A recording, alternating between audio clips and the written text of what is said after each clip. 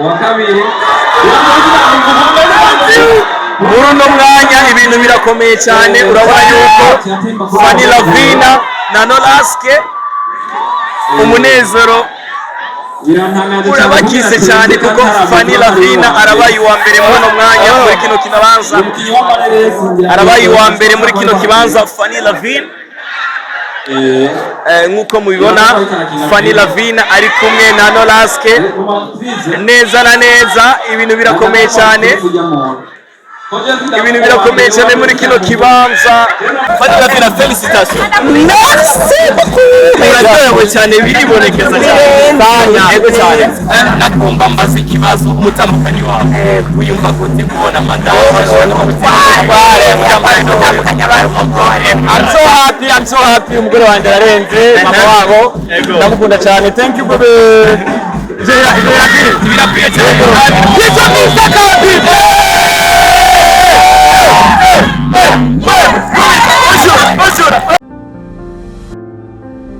Yes, of course, Hozi irakoze. Amahoro y'Imana bari nawe. Sawa ngo ndakubwiye ndashaka. Yego. Mwana, uraho? Karibu ndakubaza utuntu tubiri gusa. Yego cyane, karibu cyane. Yego, Hozi irakoze tugenda buke tumwakira Hozi irakoze mu kibanza cyiza. Guys, nko kumubona kumwe na Hozi irakoze. Hozi irakoze ufata kanya hano nyene. Ishure kuyaga gatoyi ni irebe Best Influencer Award 2024. Hozi irakoze turaguha ikaze. Merci beaucoup. Kumye muraberewe cyane. Urakoze. Kamera ndagusabye. Wakadi abandi bastari baraje. Baraje okay turabakira kuva hasi gushika hejuru Hozi irakoze araberewe cyane.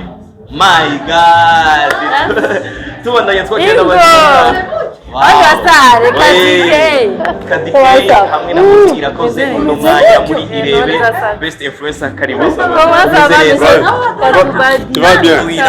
Umeze neza cyane. Karibu rwose ndamukwiza ariko aradukurikirana kuri Yagateka ndabaramukije cyane Yagateka. Okay nariko ndamubwira yuko Hozi irakoze aberewe rwose cyane araberewe nitokara ego cyane ndifuza kumenya kino gikorwa ca irebe mwacakiriye gute mwebwe nk'aba influencer dufise hano mu gihugu cyacu Burundi influencer kadishura jewe nacakiriye neza kubera ko ni igikorwa giza guha Agateka c'est pas question y'amafaranga baza kubaha mugabo ni ukubaha Agateka kubaho konesa kubaha hari kubabaho kandi bakora ibintu byiza of course turaguha ikaze cyane Kadike merci beaucoup urakoze rwose wow Kadike arashise na Hozi irakoze barinjiye neza na neza nkuko mubona bariko baranamukanya bakibona protocole nziza cyane ikanzu nziza ya Hozi iratagase guys ndakubwira ati gumana natwe tuguma twakira abaririmbyi tuguma tugerageza kwakira aba influencers bose baza kubaca hano nyene kuri ecran ya Yagateka kapitene ndi mu gikorwa muri no munsi tubandanye twakira n'abandi. Yes, right now turakiriye Mokenzi Munawada karibu cyane. Turaguhaye uturamukiza ariko aradukurikirana. Uyambu cyane ndacerewe ni turacerewe turakwifurije très nziza. Merci beaucoup. Merci. Yes, of course turi kumwe na Mokenzi turamuherekeje ahantu aza gushikira ubu ni Mokenzi Munawada nkuko mubibona yamaze gushika mu kibanza cyiza cha arena kugira ngo ashobore igikorwa cy'uno munsi kigende neza araberewe cyane Mokenzi yambaye bien kuva hasi gushika hejuru nkuko mubibona ari class ari kumwe n'umugenzi wiwe bariko baregera neza na neza binjira barondera ikibanza cyiza aho bateguriwe muri réservation aho baza gushikira réservation nuko iri kiragenda Mokenzi ariko arondera kwicara uko bimeze aha ni mu kibanza cyiza cya arena neza na neza Mokenzi arashise ariko arondera plus kumara natwe kugira ngo muze kubona neza na neza ukuntu biza kugenda. Mokenzi yamaze gushika neza na neza mu kibanza cya arena ariko araramukanya ni Yagateka wamaze kwishikira kapitene amaze kwishikira negereza kugerageza ibishoboka byose mushobore kubona ibintu neza cyane nkuko mubona Mokenzi ariko araramukanya muri uno mwanya afata ikibanza. Uko niko bimeze, turabazanira n'abandi benshi cyane kugira ngo mubone ibikorwa by'uno munsi biriko bigenda gute. Ni hano nyine mu gisagara cya Bujumbura, neza na neza kuri Arena. Of course yicaranye n'abantu benshi bagiye batandukanye, yakirwanye iteka rikomeye cyane hano muri Arena, exactement muri centre ville. Of course ari kumwe n'ibihangange bigiye bikomeye cyane hano mu gisagara cya Bujumbura, ndavuga muri entertainment neza na neza, mu muziki no mu myidagaduro. Uwo ni Mokenzi ari kumwe na Young Santana, iruhande yiwe, iruhande ya Mokenzi hari Young Santana. Right now twakiriye Ami Pro the MC, yamaze gushika neza na neza mu kibanza. Of course ni Ami Pro yamaze gushika mu kibanza. Mahoro Ami Pro, karibu sana. Ami Pro karibu sana. Uraberewe cyane gose gushika hejuru. Ariko reka ninjire. Reka tumukiza ariko radukurikira muri Mikro. Ibintu twebwanyu. Urakoze cyane gushika mikro muri kino kibanza. Uzana hiyo gute n'amakamera ndavyana. Uravyana bikunda. Urakoze nkunda kabisa. Urakoze. Merci beaucoup. N'amakamera. Ndavyana kabisa. Kubera iki mikro byo mu kamera? Nkunda papa wanje. Banzira indire gato kabisa ndengane ndakwingiye. Of course. No turi kumwe na mikro. Tumubwira ati yuko aberewe premièrement mikro, uraberewe cyane gose. Big time. Turaguha ikaze muri Arena. Asante. Reka rero ngende. Karibu sana. Ego cyane, merci. Of course. Yes, of course twamaze gushika muri Arena, turi kumwe na umukubito, umuhushuro, umumomoro. Yo, karibu cyane. murakoze cyane. Umeze neza. Twegere ngaha gato, inyuma gato, kugira ngo uturamukiza ariko yadukurikirana premièrement. Ndabaramutse abantu bose bakunda ibiganiro, bakurikirana ibiganiro bikikirizwa na Capitaine de la Capitale. Of course. Umuhushuro. Premièrement ndaguha ikaze muri no evenement yabaye no munsi. Murakoze cyane. Of course. Kandi félicitations, ibiganiro byawe biriko birakurikirwa cyane all over the world. Shimira ababikunda, shimira bose mwama mwitanga kugira ngo mugire partage, mugire comment, like na share. Mudahari na nguvu na zimwe twadufise. Uyu munsi twaje hano kubera irebe Best Influencer Award. Nakaka jambo dushikiriza kuri kino evenement miza kubera hano no munsi. Ni evenement iri kwitera intege aba influenceur. Nibaza ko umwe wese ahari nibaza ko giye gukora kugira ashobore ko influencer abandi. Rero nibaza ko ni kintu ciza mu rundi kitari gihari, ama ibisigaye mvuge ni harambe entertainment, ni harambe impano, ariko vyongeye ni harambe Burundi kuko icyo gihugu niyo mpeso yacu. Iyo habaye ikintu nk'iki wewe wiyumva gute mu mutima wawe mu Burundi dutanguye kubona ibintu nk'ibi biriko biraba? Iterambere ni kuba dufise umutima ku gihugu, ariko vyongeye ni kuba ivyo abantu bakora bigira ico bisigaranye mu bandi bantu. Kuba ikaze rero. Murakoze cyane. Of course uyu ni umukubito Juste Gael, neza tumuherekeza mu kibanza za gushikiramwo. Ni Juste Gael agiye mu kibanza ariko araramukanye n'inshuti n'abagenzi biwe, abafana bamukurikirana cyane canke abafana bamukunda cyane ku bikorwa agenda ashikiriza. Nagerageje kumubaza akabazo kuvyerekeye ikiganiro bigeze gukorana n'umutambukanyi wa nyir'icyubahiro umukuru w'igihugu cyacu Burundi. Of course yagerageje kutubwira ati azoduma yabishire kubiyaga neza, ariko ni ikintu ciza cyane. Ariko arashika mu kibanza aramukanye n'abagenzi biwe, ujya bari kumwe ni Rasco ni umwe mu bantu bari muri entertainment bakomeye cyane. Tumuha ikaze Juste Gael, turi mu kibazo ciza, ikibanza cyiteka muri Arena aho twashoboye gushika hano kubera irebe Best Influencer Award muri kino kibanza. Karibu sana, tumuha ikaze Juste Gael muri kino kibanza ciza cyane cha Arena, aho ubona ariko arahura n'abafana benshi cyane bamuramutsa bongera banamuyagisha ibi na biriya hanye. Uko niko bimeze rero, tumuha ikaze nawe uri kuradukurikirana kugira subscribe kubandanya ukurikirana ibikorwa bya Yaga Tech. Of course ni Capitaine right now ndi muri kino kibanza gukorondera amakuru, nahandi ho yakura atari kuri ya Gateka. Gerageza ugire subscribe rero ubandanye uraba ibiriko biraba n'ivyo tubashikiriza. Tugomba turangize umwaka gutya hanyu kuko niko tuko turarangiza umwaka bantu muriko muradukurikirana. Reka rero tumushikane Juste Gael ahantu agiye gufata icyicaro neza na neza dushobore kwakira abandi bari muri kino kibanza canke baza gushika n'abatarashika turaza kubakira eka turaza kubereka ibiza kubera hano muri kino kibanza. Abantu ni benshi inyuma murashobora kuraba ukuntu bimeze, murabona yuko abantu ni benshi barindire kumenya uwa mbere ninde uwa kabiri ninde. Abantu ni benshi neza na neza. Ndiko ndondera umuntu umutambukanyi wa Fanny Lavine bita Nolask. Jenga Nolask ahagaze yega basha mu ndabire Nolask ahantu ahagaze kuko umutima wiwe uri kuratera.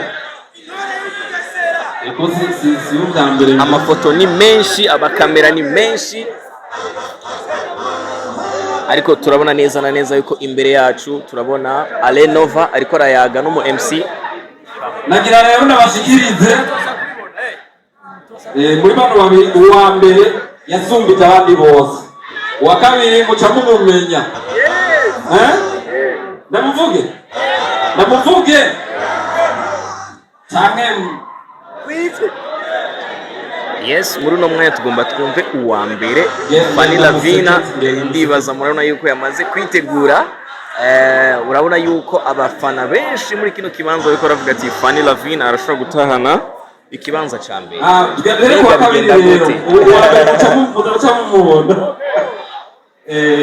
Mugumane natwe wa kabiri kandi abona agashimwe kiwe gafise n'umwubahwa avugiranye n'icubahiro umuvugizi wa n'icubahiro mukuru w'igihugu Madame Gatoni. Agashimwe ka mbere nako gafiswe n'umwubahwa umushikiranganji wacu yaduteye iteka. Rero uwa kabiri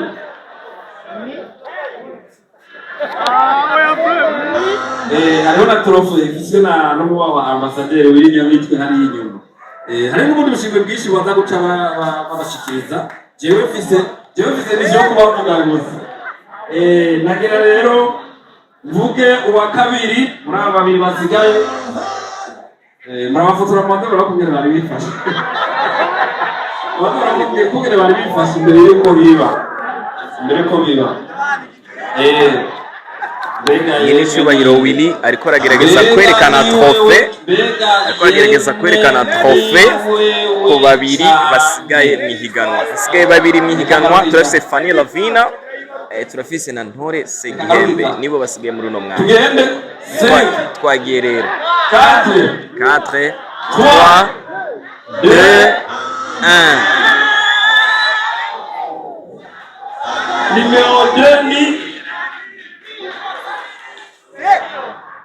Numéro 2 ni Napoleon Aisha. Bisigura yuko uwa mbere ari Fanny Lavine.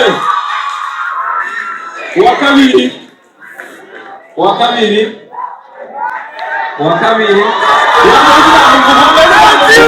muri uno mwanya ibintu birakomeye cyane. Urabona yuko Fanny Lavine na Nolask umunezero urabakise cyane kuko Fanny Lavine arabaye uwa mbere muri uno mwanya muri kino kibanza.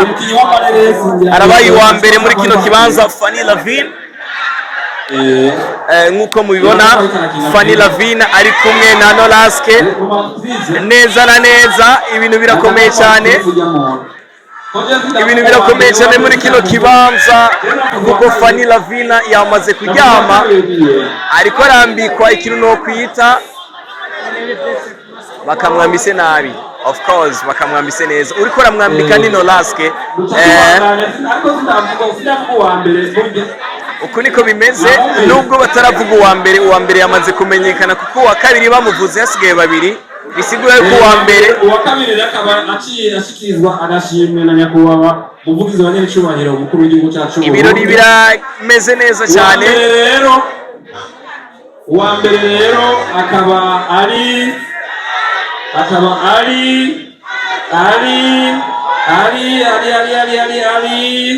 witwa Vaccine Uwimana. alias Fanny Lavine. Fanny Lavine. Uwa mbere abaye Fanny Lavine. Fanny Lavine abaye wa mbere. Fanny Lavine abaye wa mbere muri kino kibanza. N'amateka adasanzwe, n'amateka aba rimwe ku mwaka. N'amateka aba rimwe ku mwaka kabisa nk'uko mubibona.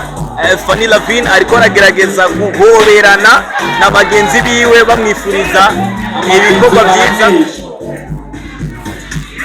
Nk'ukuri kurabibona neza na neza Fanny Lavine umunezero ni wose ajeje kuronka agashimwe.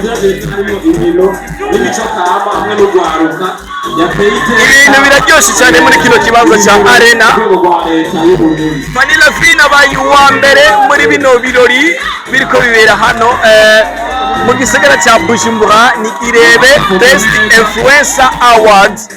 Neza na neza Fanny Lavine aratahukanye intsinzi. N'umunezero udasanzwe ku bakinyi ba filme kubona bashoboye kubona umu-influencer avuye mu bakinyi ba filme.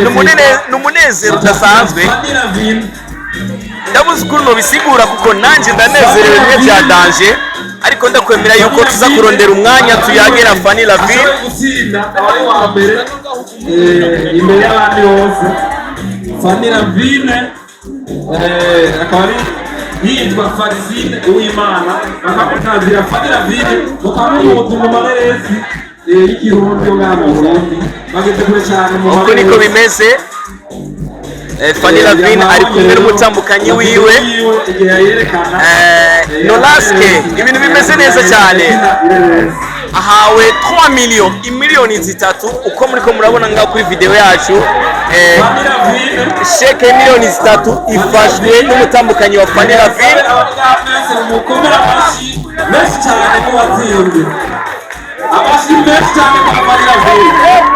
Uko niko bimeze muri kino kibanza.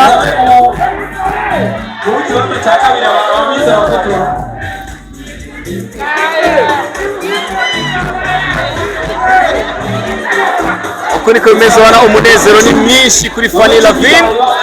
Umunezero ni wose kuri Fanny Lavine. Umunezero ni wose kuri Yagatech kubona twashoboye kubashikiriza kino gikorwa, kubona mwatwizeye ushobore gukurikirana kino gikorwa cya Irebe Best Influencer Awards.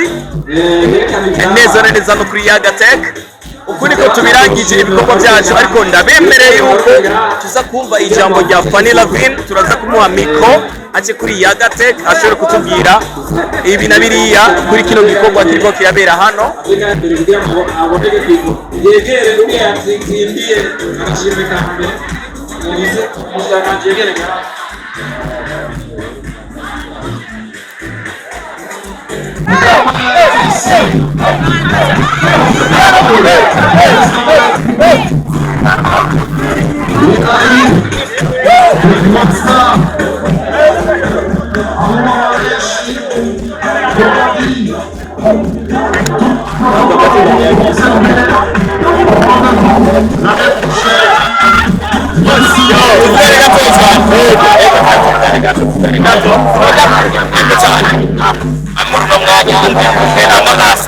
N'umutambukanyi wiwe Fanny Lavine.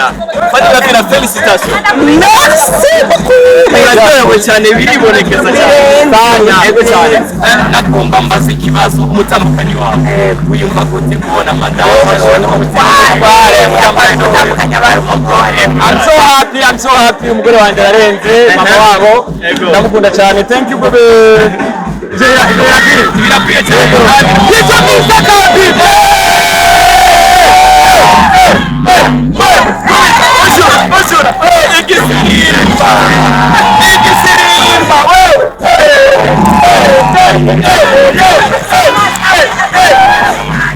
Ini kapo ya mbere mu Burundi agashimwe ngakabara gafise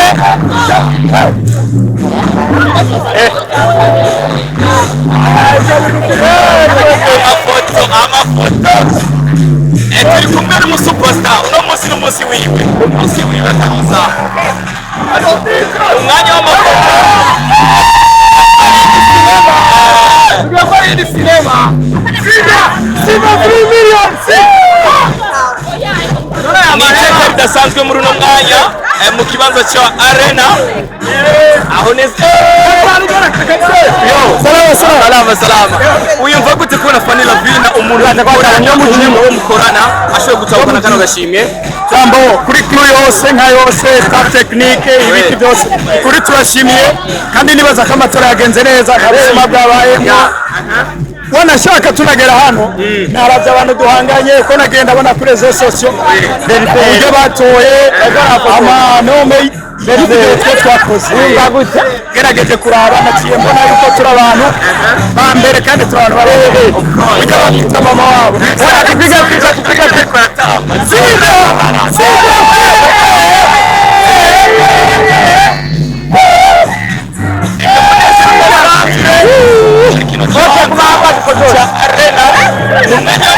umwanya mwiza umwanya utibagirwa aho tubona neza na neza Fanny Lavina kuba hamwe na Nolas bari gufata ifoto abafite n'abatahukanye zino higanwa canke award mu maboko ya Fanny Lavina hari award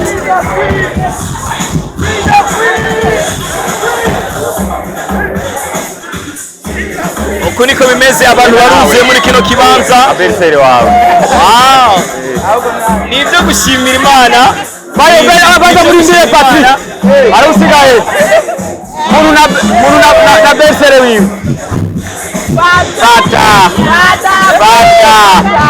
fata izo miliyoni turazigabura izi uko niko bimeze Nolaske nizere yuko muri ko murumva yuko ariko aragerageza kugaragaza umunezero avuga n'amajambo amwe agaragaza umunezero uko niko bimeze kuri arena tuwafa injira chadudu One tukeshe amafoto kuri kino kibanza cha arena amafoto ariko arafatwa y'umugwi ukomeye cyane umugwi ukafeneza mu gihugu cy'Uburundi neza neza twagerageje kubazanira cyangwa kubegereza kino gikorwa kibera hano ndaba vraiment yarabagerageje kubazanira neza neza Fanny Lavina agafoto kanyuma iyi ni design y'umunsi ni Fanny Lavina muri uno mwanya ari kumwe n'umuririmvyikazi Estanish muri kino kibanza reka ndabegere gatoyi muri kino kibanza Estanish ça va umeze bien uri muri kino kibanza turabona ko nawe uryohewe cyane ku nsinzi ari insinzi kuri Fanny Lavina cyane bose nandarigwaye ataburyaja burimo atakwigirisha bose bavyumve ko bitwi ryasaye congratulations urabona Esther kuri rukishashe ni umunezero udasanzwe muri kino kibanza turaryohewe cyane turi muri kino kibanza ni umunezero simbona ingene no bisigura uno munsi yes of course muri uno mwanya ibirori nuko birangiye ariko twagize ibakwe ryo kuyaga na Simbizi wa Semavumba umwe mu bantu bari hano nyene muri bino bikorwa by'uno munsi kuva bigitangura gushika muri uno mwanya turi kumwe amahoro Imana bare nawe mwene wawe ikibazo cya mbere nifuza kumenya mbona ufite ibintu byinshi cyane mu maboko yawe amafaranga mfite certificat mfite na invitation ego y'abantu bazokreya ibintu bitwa Bujumbura protocol ego cyane ibikorwa by'uno munsi wabibonye gute Simbizi ni byiza cyane nibyo gushikira nibyo gushima nibyo gusapotinga kabisa of course ego ibintu byakunezereye cyane gusumba yandi ma evenement yaramaze kuba kuri ino irebe best influencer awards kuma awards yaramaze kuba ikintu cyakunezereye cyane nuko ibi byabaye mu mahoro byabaye mu mutekano nawidoze habagumutse of course ibintu byari bi professionnel kandi ko na jiri ebwe abantu b'injyamunyu ata muntu wogonda jiri yarigizwe n'intagondwa yego cyane yarigizwe n'iki n'intagondwa inagongo waruzitse tubwire umuntu yabonye Fanny Lavine ariwe yatahukanye agashimwe kuno munsi niwe ashoboye gutahukana niwe abaye wa mbere uyu munsi wavyakiriwe gute Simbizi ikintu ngena byakiriye ndaryohewe Fanny Lavine yabigize ivyiwe icigwa ca mbere umuntu yokura mu ino evenement nuko Fanny Lavine ino evenement yayigize iyiwe ihiganwa rigize igihe bisigura yuko nejo bundi ukazoja mu ihiganwa uzorigira minyane ugiye ndindira urabyo yarigize igiwe tumenyereye ari amahiganwa aho raba ugasanga umuntu agombye kwiyumva aho jendi naka jendi kapitene mugabo Fanny yarengeye icari sibyo ararengera byose ararengera yuko ari umustar Fanny Lavine ni umustar na muntu Fanny Lavine umuntu afise numbers nyinshi kuri social media zose of course mugabo byose yarabirengeye amara akora campaign sibyo yabaye serious benshi nibigena aba serious iyo bari mu Kenya sivyo icyo kigwa cyo ngera ronse kuba serious mu Kenya of course urijwi riseruka canke ryumvigwa n'abantu benshi cyane muri industry y'umuziki canke mu myidagaduro muri rusange hari abadukurikirana bari mu myidagaduro uno mukire ego umukire uno mukire mahoro umukire Simbizi mahera aya mahera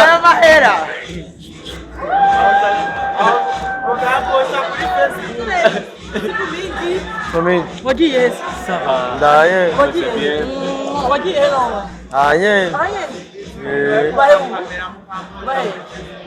mukarab ngiyi sema gana ta bage fisi ikaje sindi ndani sa amatazi ko je narongoye nanyegeze kubera we mubambe ukuri ko bimeze hari vibes zidasanzwe muri kino kibanza biraryoshe cyane mwihangane Simbizi je ndaryoye cyane gose gukora muri kino kibanza abantu babanza kuraba bari makuru ndi ndaya hari ngeso mivise no none kubera iki ariko ararondera impeta ujya mu yashaka kukutamno mubambe kumba Simbizi ashaka kuba yashaka kumba mubambe yashaka kuba muri mubambe Simbizi akajabu kamwe usara mwangaza kuangalia si hapa hapa mimi nilivua ashaka kumba mubamba nyonone ashaka ubuzima reka twigarukire mu bintu byerekeye n'ama award akajamu kamwe yashaka kunyononera iki ubuzima uyu ni Simbizi ubuzima ni njyanguje njyanguje ahantu hari Simbizi amahari vibe akajamu kamwe ku bantu bategura ama award kuko bazatanga amafaranga gade mugwagwanywe ati maze batanga inoti nabonye rugugwa simire